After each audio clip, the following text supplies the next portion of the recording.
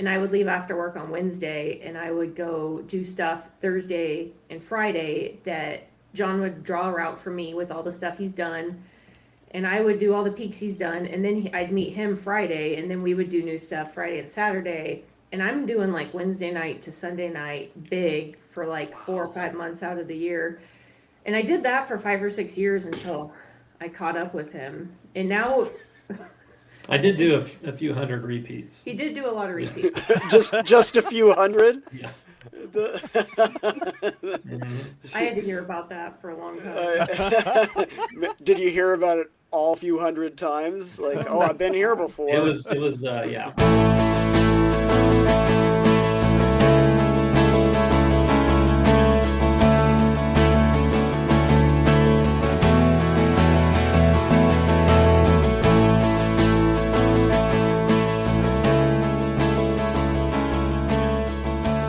Welcome to the Greens and Blues Sports Center podcast. This episode, we sit down with John and Alyson Kirk of Lists of John fame and discuss some of their personal and website-related endeavors. Well, Zach, how's it going, my friend? Doing well today, Eric. I'm excited to have our guests here, John and Alyson Kirk. I have heard legends about the Kirks, and it's nice to finally be able to sit down and talk with them. You were able to arrange that because you met up with them. So I'm excited about that. I'm excited about summer being here, some hiking going on. Hopefully tornado season has passed us completely here in Oklahoma. So That is a good thing. How about you, Eric? How are you? I'm doing good. Like you said, was able to meet with John and Alyson a while back. Really fun to chat with them and just kind of begin to get to know their story. So took a bold move and asked them, hey, you ever want to talk with two old goofballs about the mountains and such? And they were game. So like you said, looking forward to talking with them and learning more about some of their story. A couple quick things to mention here before we jump into our interview with John and Alyson. For those of you that don't know, here are some data points going into this. There is a website called Lists of John. Many of you probably already know about it. We mentioned it in our last episode at the very end. John has studiously accumulated pretty much the most accurate website for all peaks. Heck, I know at least above 8,000 or 9,000 feet, and even like you said, some state high points in America, some peaks in Mexico and Canada. He's accumulated all this in a easily accessible website format that is super up to date. It includes the latest GPS data on the elevations of peaks. It allows you to input a list. He's done all this for free over the last, 15, 20 years. It is truly comprehensive. So when we say John Kirk, it's Lists of John Kirk that we're talking to today. And probably the other data point, if you go to Lists of John and you look at people that have entered in their lists on Lists of John of peaks hiked, it will actually give a ranking of all the people that have hiked peaks, a number of whom have been guests on the show here before. Jerry Roach, Jennifer Roach, the Collards, the Coonies, Laura Clark, all featured prominently. Even Eric Fredrickson is on the list. Featured not so prominently. Maybe not as maybe you may have to page over a couple times. But The very, very tippy top of that list are John and Alyson Kirk. Somewhere on the order of, I don't have the numbers in front of me, I believe John has 13,000 plus summits and Alyson has 12,000 plus summits from the list. Oh my gosh. And absolutely prodigious hikers and climbers and adventurers and everything. So really, really respect what they've done, both for the community and just as pretty awesome hikers, climbers. Probably the most prodigious hikers and climbers in North America, really, without exaggeration. Yeah, we are honored to have them on the show today. With that, let's get into it. We both did a lot of things in the mountains before we met, and I was probably about 5 years deep into things. I used to live in New Mexico, and I actually grew up in El Paso, Texas. And then I went to school to get my master's degree in undergrad in Albuquerque. Oh, yeah. I'm from Albuquerque. Okay. Yeah, so I kind of got my feet wet, messing around in the sandias a little bit. Yeah.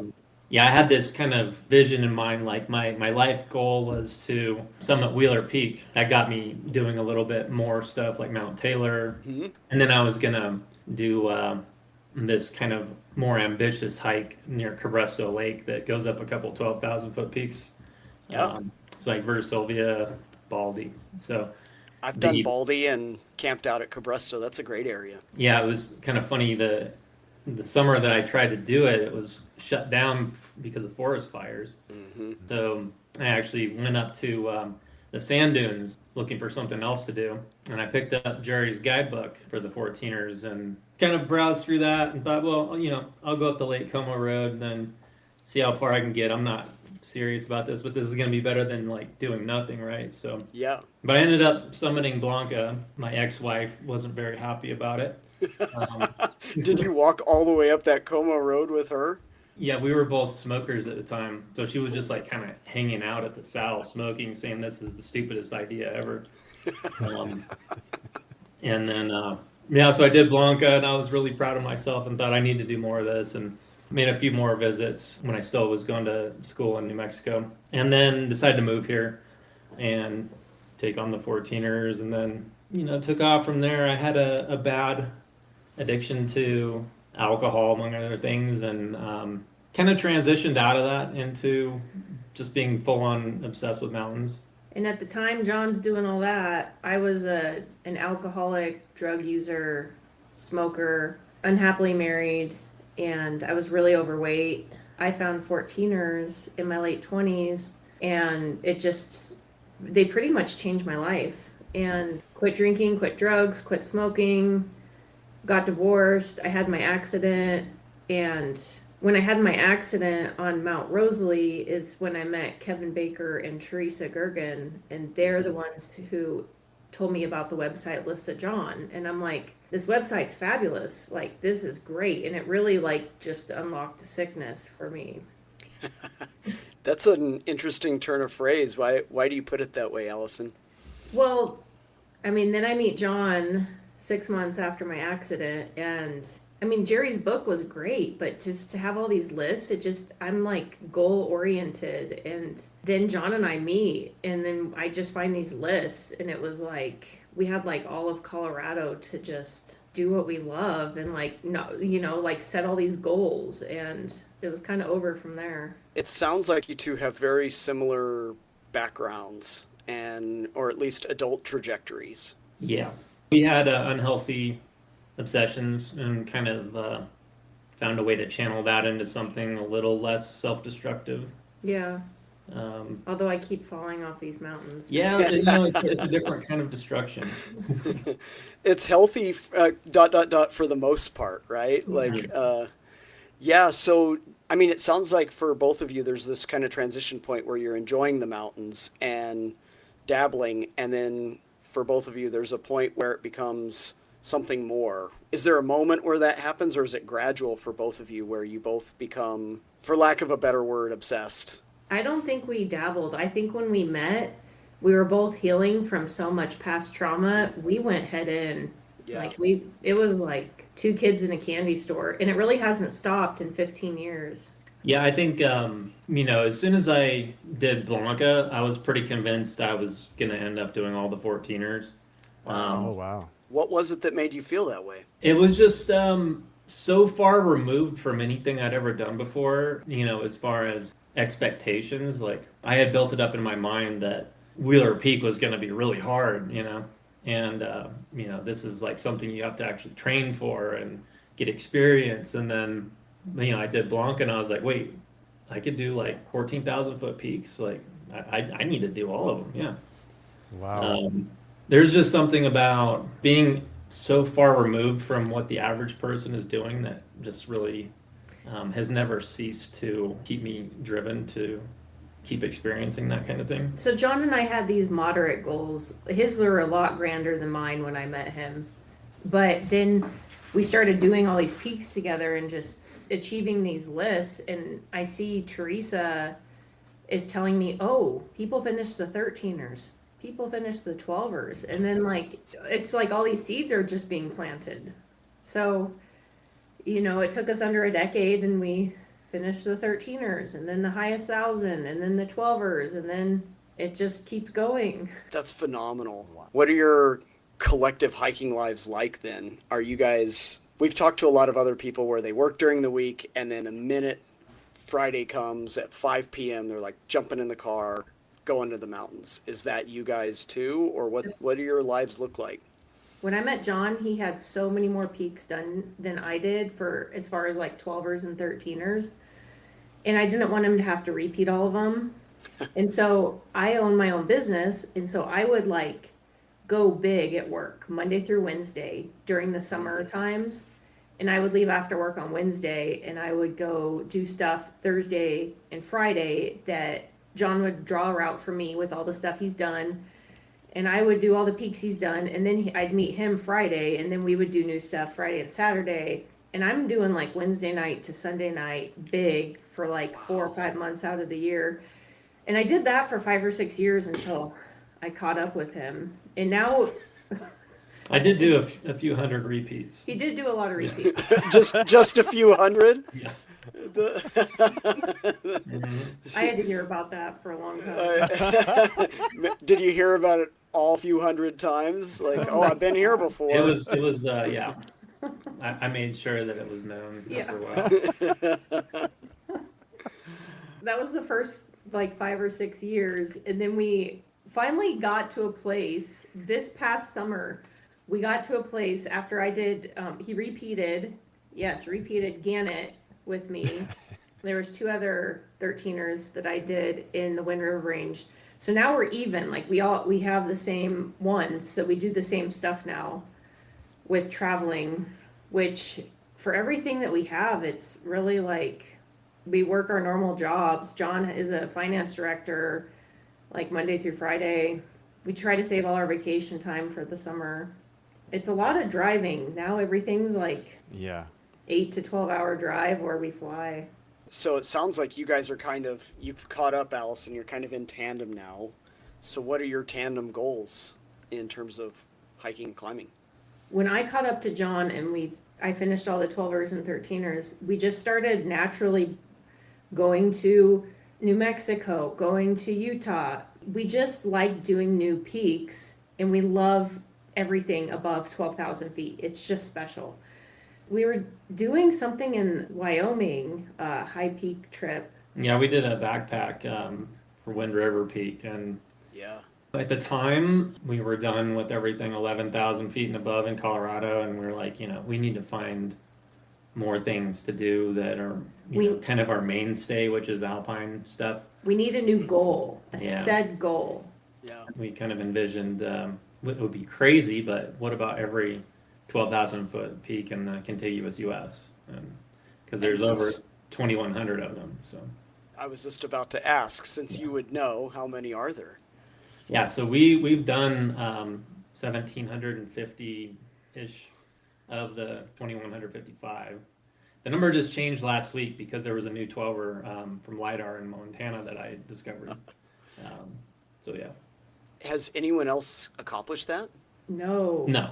We have the most anybody's done. The next closest is maybe a little less than 100 behind us.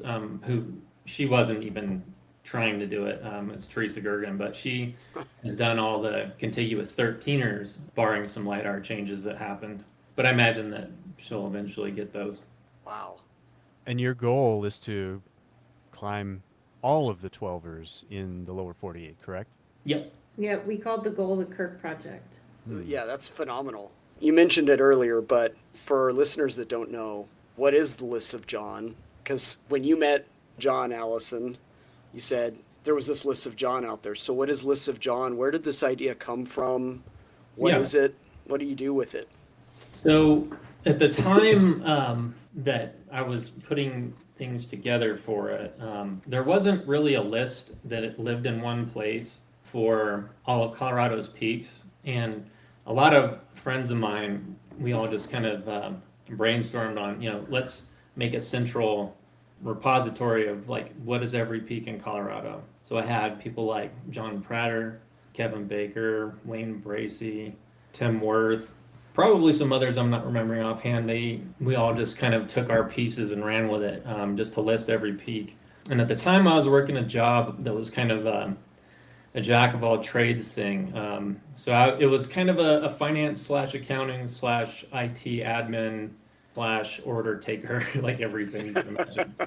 I picked up some pretty awesome skills. So I learned PHP and everything on a LAMP stack, MySQL. And it was kind of like, John, you know how to do this stuff. You should just put this online so that everybody can use it with our database. And so it took me a little bit of time to get it up and running, but yeah, I wanted to make something available that everybody could log all their 13ers and 12ers and anything really here in Colorado. And then it kind of branched out from there. Some people were still helping me with other states that we started listing, like Montana and Idaho, Wyoming.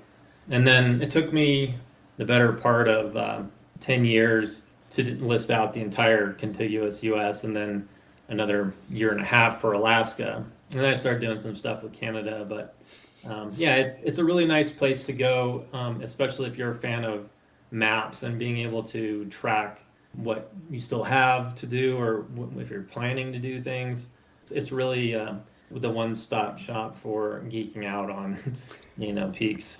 From the start, was your intention for it to be not just a one-stop shop like you mentioned, but also to be kind of like a mountain Bible for Bill Middlebrook, for 14ers.com, for climb13ers.com, for the Coonies? Like they both referred to you and referred to your website. So was that the intention, to just say everybody can come here, it's going to be updated, it's going to be accurate, LiDAR, DGPS, whatever, we're going to be the one place that people can go for this data? I don't think that was originally my intention. It was really kind of for me and my friends at first, and then it was just, I'm really a very meticulous person, and I'm a stickler for completeness. During the years that I started putting it together, I think what differentiates Melissa John from every other place is just the amount of attention to detail that I put into things. A good example of what's going on right now is that a lot of algorithms are out there to kind of spit out whatever ground point models, like bare earth models of the kind of LiDAR surveys that are being done just at face value, to say this is a peak, this is not, this is a 12,000 foot peak, this is not. Blacktooth in the Bighorn ranges. On other sites, not a 13er, because people aren't actually looking at the point cloud to see like what's actually up there that is not being picked up as a ground point by ground point classification algorithms. So I just finished up everything except for the White Mountain Range in California, for everything 10,000 feet and above in the contiguous US, where I've actually gone through every single point cloud and looked at it visually and analyzed it visually, cross-referencing that against maps and satellite imagery, being super diligent about all the details and making sure I get it right, rather than just having, something spit out what the results are for me and doing all the work. Whereas, there's just a lot of nuance to these things that is not really something that a machine can pick up on, at least not at this point. So, yeah, in terms of the vision, it just kind of is a snowball effect, It's like at one point it was the best information out there, and so it's just I kind of want to keep it that way. So when you guys start doing this, you and your friends, are you literally just looking at maps and collating them? Because I'm sure the technology, your ability to look at things, has changed over the last set number of years, yeah? Absolutely. So what's that initial process look like? So back around 2004, 2005, the best thing you can do is to get offline maps. What we were using was National Geographic topo software, which is really clunky these days if you compare it to something like CalTopo or things you can do online. But, that's what we use. And, I kind of hacked the resource end of it a little bit to make things a lot more streamlined, where I could extract waypoints from it, and then I had them kind of pipe delimited in a way that I could just paste it into a spreadsheet, and then I would concatenate that with SQL statements and then put it into my database. Just standard stuff you do if you're in IT, but You just yeah. spoke Latin to me, but Mhm. yeah, I don't understand what you just said because I teach philosophy at a college. So, Okay. I have an undergraduate degree in philosophy. I've oh, said that cool. most of my marriage. I Yeah. don't understand what you said. I mean, Yeah. it's brilliant what you're doing, right? Like, it sounds like a lot of just grinding data. Yeah, it's a lot of repetitiveness. Every here and there, you'll see something that sparks your interest, like, wow, I didn't expect that, or this is something that nobody's picked up on before, or I don't know. Being the first to market with a lot of this stuff was, to me, kind of cool and very motivating. Like, what are the highest thousand peaks in the U.S.? Hmm. Or like, how many 11ers are there? Those kinds of things that people have never really asked the question, or maybe they have, and didn't want to go through the 2 years of work figuring it out. Do you profit from this at all? I wouldn't say it's profitable necessarily. There are a number of people who donate, and you get a little bit of extra feature use. A lot of it isn't that helpful unless you're kind of tech savvy anyway. It's like CSV or GPX or JSON exports that you can like port into other applications or do some of your own analysis of things. It's open ended, whereas a lot of other places kind of have their data locked down, but you can do a lot of different things with the data that's on there. I don't know. I like to try to give people, as much access as they can. But as far as how the donations end up, I mean, I probably spend to this day, I mean, on a weekly basis, I'm probably looking at LiDAR for 30 hours or so. Um, and nobody's paying me to do that. The site's on a private virtual server, and that's less than $2,000 a year. The rest of it, I think, covers kind of my gas to go um, put up trip reports and investigate things. That's the way I like to think about it. Allison didn't find lists of John and think, wow, somebody's getting rich off this thing. I often wonder how many people think that that's what I do for a living. And yeah, I would be Actually, one I have poor to I guy. have to admit, having seen the site, I thought the amount of labor that went into it, I thought it must be what you do for a living. Like People I have said that to John and I, just like with everything we've accomplished. yes. You guys obviously come from money and don't work, or we've gotten a lot of that. I figured you guys were just great with your funds, or lists of John was bringing in more cash than it really was. I had no idea. Like, what a labor of love that is to do something like that. I have a page where you can see it's kind of a credit to people who have donated, and I mean you can do the math. It's on average, some people do a little more than 20, which I appreciate, which is kind of the minimum for some extra features, and being able to see who's done peaks. Like if you go to a peak profile page, it'll list all the people who have done it. There's a bit of a paywall for that. Otherwise, it just tells you how many people have done it. But yeah, I mean, if you go to this page, you can look at the number of people who have donated and multiply it by say $22 or something, and gives you a rough idea. It's somewhere between like 6 or 7,000. That's all it makes. Wow. I'm curious, John, as you're talking about how your site was built and kind of maintaining it and all the time that you spend on LiDAR. So new data that comes out for something like East Crestone versus West Crestone, or a new state high point for Michigan. So when that data comes out, I guess what are your thoughts on maintaining all of that as new information comes in? How quickly does new information come in? Is there a lot of maintenance there? Like, what are your thoughts around all of that?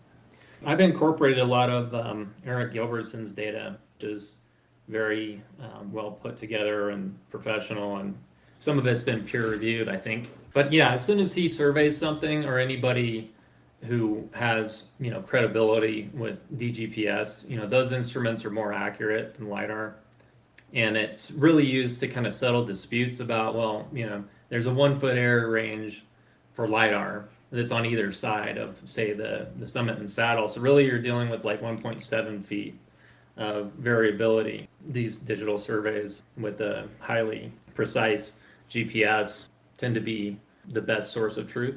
So when those come out, people are generally like informing me about it, and I'll integrate those results as quickly as I get them. But yeah, I mean, it's a very time-consuming process to do that because you have to climb the peak, leave the equipment up there for X amount of hours, and then do X amount of hours of post-processing and that kind of thing. So, LiDAR I can get through one tile in probably 2.5 minutes. So it's a really different process. But I appreciate the work of anybody who's going through all that trouble. Are you attracted to doing that at all, or are you comfortable kind of relying on other people that are doing that work? I'm not so sure I'd be. I mean, I don't know. I'm too much of a. Maybe it's ADD. I just couldn't sit that long or wait on. I'd probably go do some other peaks and come back. I don't know. Yeah, right. Sitting there would be a problem, and I know it would be for Alyson. So. Well, and you guys, it sounds like you don't like repeating a bunch of peaks. So if there's ones on the margins that you've already done, you may not want to go back to it, right?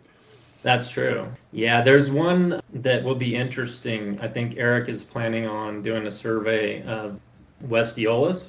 Yeah, it indicates it's 299 feet, and people think that it's pretty likely there's a big chunk of rock that's not being captured in the point cloud. Another survey from LiDAR would be helpful, but yeah, I think he's planning this summer on measuring the summit and saddle, and yeah, it's one I probably should have done by now anyway, but yeah, that'll be interesting. From kind of more of a broad mountain perspective for both of you, I have to say, John, I'm impressed that you went up the Lake Como Road and summited Blanca for your first 14er, and you're still doing 14ers. Like that road is not a lot of fun. So kudos to you for that. Alyson, what was your first 14er, and did you also have to go up the Lake Como Road for that one? No, I did Mount Massive with a big group, and it was just spectacular. Yeah. Did you do any of the other unofficial 14ers around there, like North Massive or South Massive or anything like that, or did you focus on the parent peak? Yeah, not at the time. I wasn't doing anything like that. So you've both done all the 14ers, 13ers, all the 12ers in Colorado. 11ers and 10ers. 10ers and 11ers. Oh So my gosh. I'm missing 7 of the highest 2,500 peaks in Colorado, which are 9ers basically. I've pretty much stopped doing. I'm not doing like I'll do some of them that are okay, but like some of the bushwhacking and stupidness that is involved. Like I've done some really stupid things in my 15 years with John, but at one point I just draw a line. Like I'm not finishing the 8ers and 9ers in the state. Okay? Thank you for referring to bushwhacking in that way. How many 8ers are? I haven't even heard anybody go that far. How many 8ers are there? Is that a thing? Is that? I don't think anybody's targeting that specifically.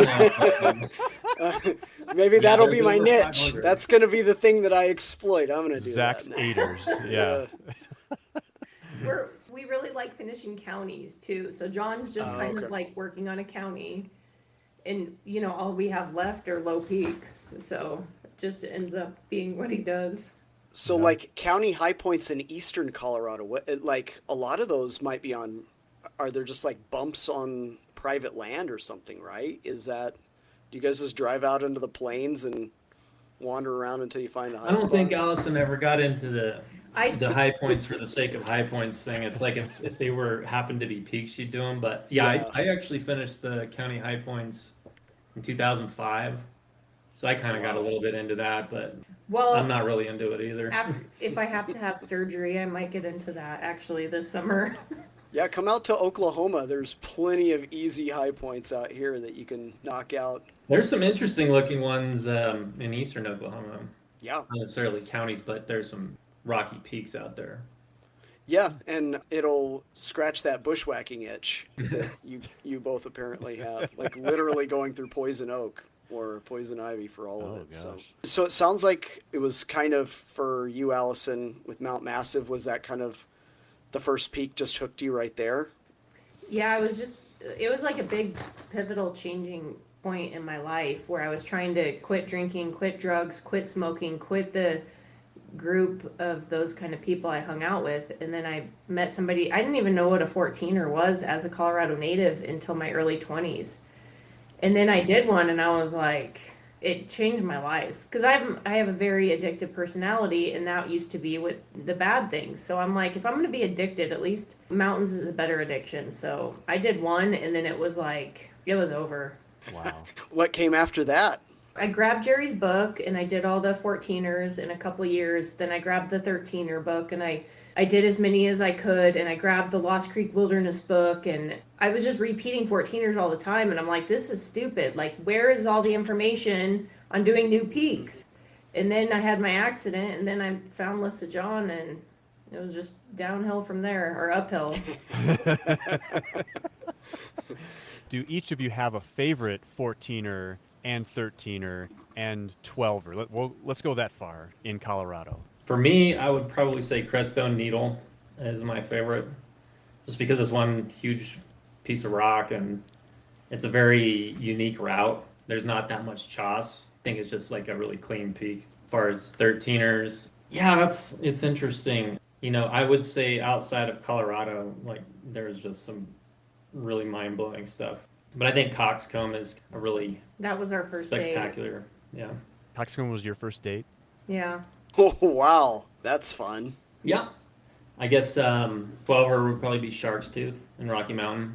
How about you, Allison? Allison? Do you have favorites? I would say Uncompadre is one of my favorites for 14ers, just because it's spectacular. I did it with all of like a bunch of my family, which they don't hike, so that one's fabulous. And then for 13ers, Ulysses S. Grant is the peak that John and I got married on, and that one just That's cool. holds a special place in my heart.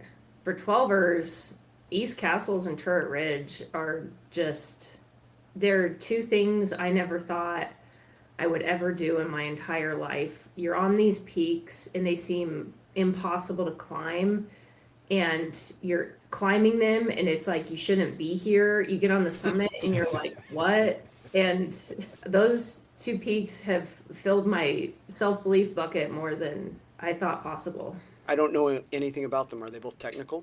If you looked at a picture of both of them, you would just like feel kind of nauseous looking at it. I mean, Turret Ridge is in the Cimarron range down by Ridgeway, and it has, I think, 5 pitches of decomposing volcanic tuff and it has this lichen traverse that you have to do at the top that you're just exposed to hundreds of feet of drop, and like handholds are dropping, like pulling out as you're doing it. Oh, I mean, people don't climb this peak because it's so dangerous and it's so technical. And then we thought we had finished all the 12ers, and then LiDAR came out, and then East Castle became a 12er, and that's by Crested Butte, and that has, I think it had one reported ascent of it, and that one is just, it's just next level. To me, it was a different league than Turret Ridge because it's very continuous. In my opinion, like the climbing that exists on Turret Ridge is kind of broken up and not that sustained, but you really have to be 100% with it for quite a ways up East Castles. Most of it is in the 510 range. 510B is kind of the crux pitch. Yeah. Are you lead climbing that, John? Or No, a friend of ours, Aiden Hughes, he led it. I wouldn't really feel that good about leading it personally, just because there's a lot of run out sections where you just need to be keeping your head together. This kind of climbing needs to be, in my opinion, 4 or 5 grades under what you're comfortable doing. We did that. Yeah.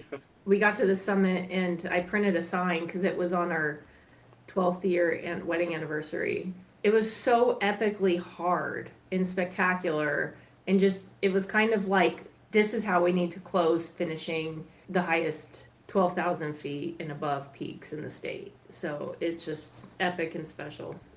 Did you ever think, Allison, given the life you had before, that you would be doing something like that? No, not at all. Yeah, it's one of those things where, I go back to my childhood mind and imagining to myself, what would I think of myself doing this as, a child looking at it. And, it makes me proud of where I've gotten to, and that I ventured out and did something unique and different. It's not what I would have expected for myself. You both are singularly accomplished. Like, it's amazing what you guys have done. I want to come back to Ulysses S. Grant. I know that's a pretty special basin to get up there, but why'd you guys pick that peak for a wedding spot? Because we were there the September we had just started dating. Like we were a month into dating. Yeah, we kind of fell in love there, and When I met John, he started saying these things. I would say, "What are we doing this weekend?" And he would like say, "List peaks off." And then he would say, whenever I started to learn, whenever he says this, I should get worried. And he would say, "These have never been combined." Yeah, that phrase signals things. So we're up there on this beautiful September afternoon, and it was like a 5 or 6 pack 13er combo that was just absolutely a lot of hair raising stuff. And he said, "I love you" on one of the peaks. And then that was the first time he told me he loved me on the first peak and Golden Horn. And then the last peak we did that day was Ulysses S. Grant, like as the sun's coming down. It's just the alpine glow. It was just, that basin is just absolutely spectacular. When we got engaged and we're talking about our dream wedding, we're like, it would be on a peak. Like, let's get married on a summit. And then it was just so easy to think of that one. Because then you're looking down at Island Lake below. And then that's where we brought rafts up to. And we rafted there for our wedding night and spent our wedding night on the island. Oh, cool. That's super cool. It's probably one of the best places you could do that in the state. Singular in that regard. It got Instagram famous for a minute, didn't it? And Yeah, I went back there a couple years ago and I almost felt sick because when John and I did it, over a decade ago, there was like 0 people there. Like we saw 0 people. And then I went a couple years ago and I was like looking around and it was like a train of hipsters and just like all kinds of stuff. Like I just didn't everybody getting their selfie. I didn't even know Yeah. what was going on. became like a viral Instagram thing to go. I mean, isn't it weird how that works? How Yeah. virality works. I mean, I think they had to close it off for a certain amount of time to let it kind of rehabilitate, didn't they? I'd believe that. So you guys listed your favorites. Do you guys have least favorites amongst the many thousands of peaks you've done, or should I not say such things? I mean, when you say that, whenever we finish a peak, we say like, I'd repeat that. That's a handful of peaks. There's so many peaks that sucked, but there's just one. It was like a random dumpster in California called Lamina Benchmark. And I remember losing pieces of clothes because the bushwhacking was so bad and like Yeah. you're crawling under it and it was like like a tenth of a mile hike and I'm like swearing at John, like we're getting divorced. Well, that tenth of a mile took over 45 minutes, just to give you a wow. clue Oh, what my. the chaparral was like on there. Can you think of any peaks? I can think of a lot of experiences that I regret, but Yeah. Yeah. in terms of the peaks themselves, Be happy to hear about a regrettable experience too. That If you're Well- willing to share. yeah, if you're I would willing to say, share. For me, so I did Cathedral Peak, which is a centennial, with some friends, and we went up the couloir, did the summit, came back down, and I thought, oh well, I'm gonna save some time here on this like low angle snow and like do some butt glissading. And I ended up breaking myself on a rock I couldn't see underneath the snow and cut open the back of my leg. And I was really kind of upset about it because I had, 2 or 3 more peaks in mind that I was going to do after that. And then I tore my pants and yeah, it was just, it left a bad taste in my mouth. If you're going to butt slide, be sure that, be really confident that snow's deep enough. That would be Yeah. a good piece of advice. I've done that too. I've hiked a lot less than you have, but yeah, I ripped open a nice pair of North Face pants doing that. Wow. Yep. So one thing that Zach and I love to do, especially with guests, is talk about a song that we would attribute hiking towards or climbing towards or your favorite mountain towards or something like that. So the mountains were a song or one of your favorite mountains was a song. What song would you choose? Well, we almost always, whenever we're doing like an epic backpack, we'll listen to Pump Up the Jam. Yes. Seriously? Technotronic. That's right. If we're like at a low place, I just remember last summer in California, it was a huge day, and we got to the base, and all you see is like 2,000 feet of talus. That's horrendous Sierra talus that you got to climb up after already having a big day. And we just took our caffeine, and then you pump up the jam, and it's like you're flying. That's a good one. That is two Gen Xers rocking it right there. Yeah. That is great. In terms of other genres, I would say one that kind of, for me personally, kind of definitely goes with the mountains is The Foreigner by Paul Bearer.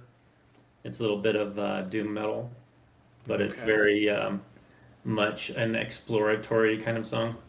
Like you're somewhere checking stuff out you've never seen before. Yeah. That's cool. Is that what keeps you guys going?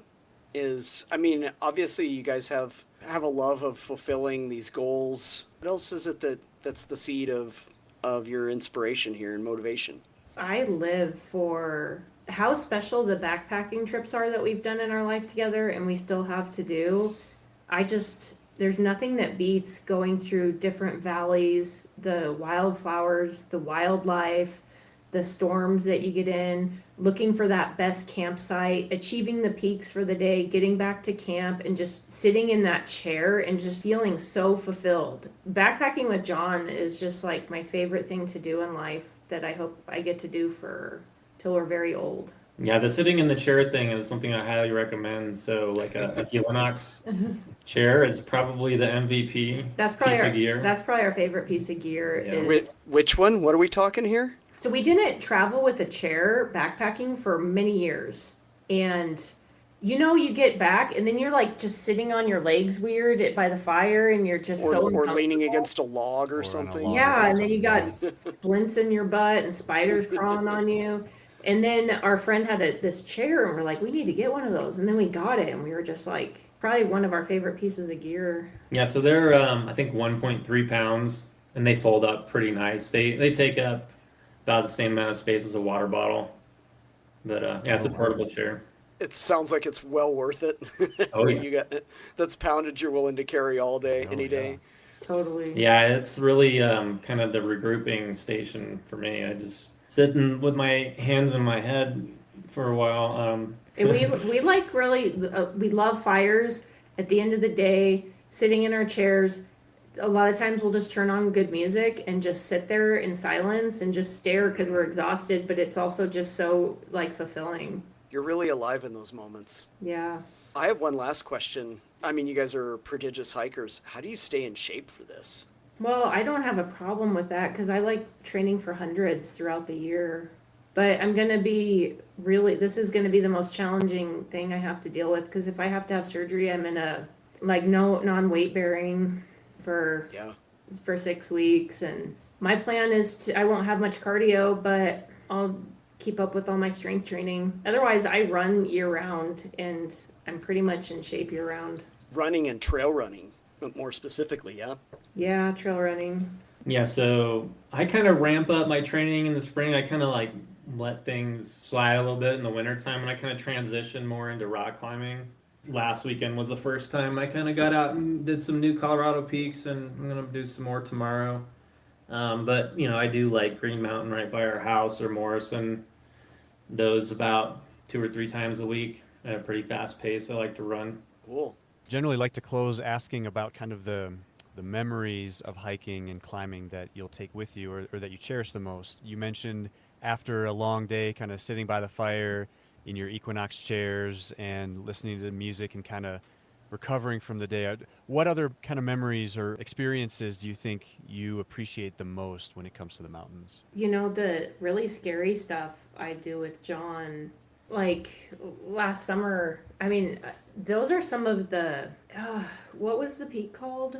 The one with the knife edge? Gardner? No, Or- Gardner was one of them. Last year, for like 6 weekends in a row, we went to California and did big backpacking trips. And California is like next. Oh, I think you're thinking of Temple Crag. Yeah, it's like next level. We did Temple Crag, and you think you see the summit, and you get there, and a lot of stuff there's not information, and I had no idea. I thought I got to the summit, And then I look and it's just like the most exposure I have ever seen on this little step with this knife edge. And it's just like, and John just goes for it. And I'm like, just like pumped and like, I don't want to do it, but I'm going to do it. And so I do it. And then it's like those moments and a lot of the more dangerous rock climbing, scary stuff, it builds confidence. It imprints like this conquering courage, a lot of feelings that you don't get just doing, like a class 1 hike to the summit. Right. So those are probably some of my favorite memories. Yeah, so last summer we did kind of this assault type of backpack on our remaining Titcomb Basin 13ers in the Wind Rivers, and we had this epic day that started with Gannett, and then we did Pinnacle Ridge and Woodrow Wilson, and we both fell through crevasses. We were like roped up for most of the day. Very long day, just brutally exhausted getting through all of it, and then you get to camp and you make your food and you sit in the chair, the Helinox chair. Like the hike he's talking about, I was dreading for years. I had been so scared of this. Yeah, I had to talk her into it. Like I didn't like John would bring it up and I'd just be like, like maybe next summer. And because I don't like snow. I don't like crevasse snow. I don't like steep snow couloirs. We had to cross this hair-raising snow bridge that was like, you could hear it like, oh, is this going to be the step that I go in? And I didn't want to do these peaks. And I knew I wanted to finish the Wyoming 13ers. I just wanted to make these the last ones. And then John would just get on me. And so last summer, he was just finally annoyed me enough that I was like, fine. And then you had your fears confirmed. I did. But that day that he's talking about is probably one of the most spectacular, hair-raising, scary, memorable experiences of my entire life. Yeah, I mean, for me, it's like, it was just so raw. Nature is not necessarily hospitable whatsoever in those kind of environments. And it's just kind of seeing what you're made of when things hit the fan. My favorite thing with John is that we've been in some really hairy predicaments. And so, for example, years ago, we did Kirakonti Needle in November. And that area gets very cold, even in November. And you have limited daylight. And we blew up a raft, we rafted over, and then it's like multiple pitches of rock climbing. And we did the rock climbing, and then we need our raft to get back. Well, when we got back, the raft was flat, and we were in a predicament. Yeah, it's about 300 feet across the Gunnison there, and it's pretty deep. And yeah, that's deep and cold. Mm-hmm. So we're not always the smartest. And so we didn't have a ton of water. We didn't have a ton of food. And we don't have a raft now to get back. So like a lot of people would get really stressed out and freak out. And we just we get in these situations and we can remain calm and like work together as a team. And it's really beautiful. Yeah, we had to improvise and come up with a plan to get out of there, which involved going through some land that you're not supposed to be on to reach Highway 50, but it's that or you're dead. I got lucky and had service, and we would have had to go through private property and then hike 20 miles back on a highway, but I got service, so we got lucky and got Jerry Roach to come pick us up. Yeah, so that's kind of full circle, we started out talking about Jerry's book being my kind of gateway to the 14ers, but then he's your Uber. Man. Yeah. He was our peak bagging Uber. Wow, what a story. Gosh. Yeah, you guys hit some gold there. Yeah. That Wyoming experience and that together. Yeah, it sounds like you guys are kind of an ideal combination. Sorry, John, but Alyson's maybe got appropriate levels of fear. And and your fear index is maybe a little higher, what you're capable of or what scares you. And between the two of you guys seem kind of indomitable. Like you guys can just do anything. That's right. I just got to get fixed up. We're probably not going to have as big a summer as we hoped for, but we'll do what we can. Well, you're more capable than 99.9% of us, so appreciate you guys coming on here. Really appreciate your stories. This was really nice. Yeah, this was a lot of fun. Thank you, John. Thank you, Alyson, for joining us. And You bet. sharing all of your background, your wisdom and stories. This has been really cool. Thank you Yeah. Thank you. guys. And thank you, John, for providing lists of John. That's Yes, just thank an you. amazing contribution to just regular people like us. I nerd out and just look at people's trip reports, or I look at how much Columbia Point has changed based on Yeah. DGPS, or just whatever. I find myself going down all sorts of rabbit holes. So thank you for your list of John. It's a fun website to snoop around and nerd out at. Yeah, you're welcome. Yeah, if any listeners have any questions about things on there, there's a way to contact me personally, and it's just ask a question when you're logged in your profile page. Always happy to help people out, or if they have any feature suggestions, things like that. It's been a long time since anybody's suggested things because we've kind of gone through the rigmarole of, every kind of twist and turn that statistics could take. But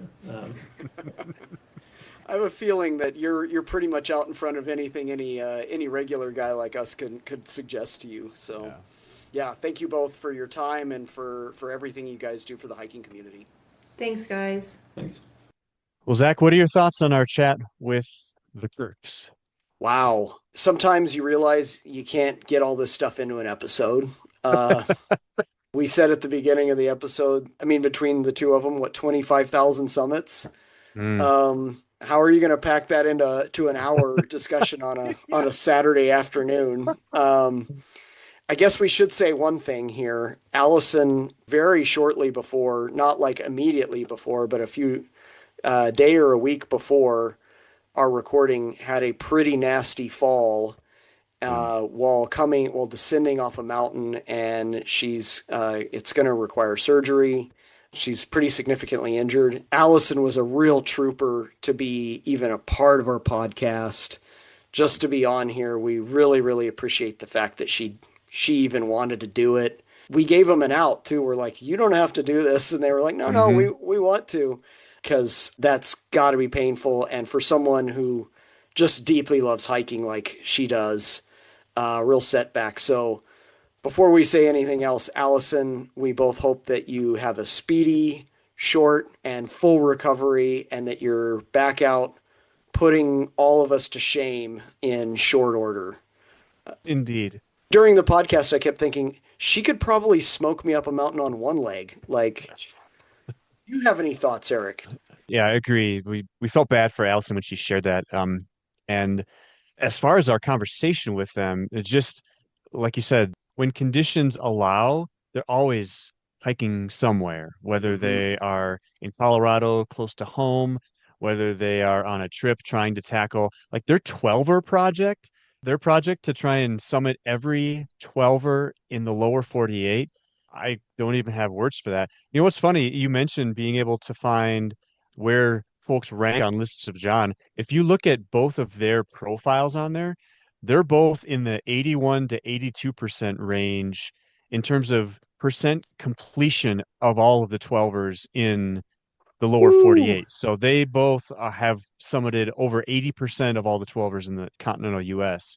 I don't even know what to say about that other than Other than that's like good talking, gravy. that's like pickup basketball players talking to Michael Jordan about, that's the analogy that I have. Like, we are so far from that. Like, For here, sure. I think I know what my number is. If I went on List of John, it'd be around 210 peaks, right?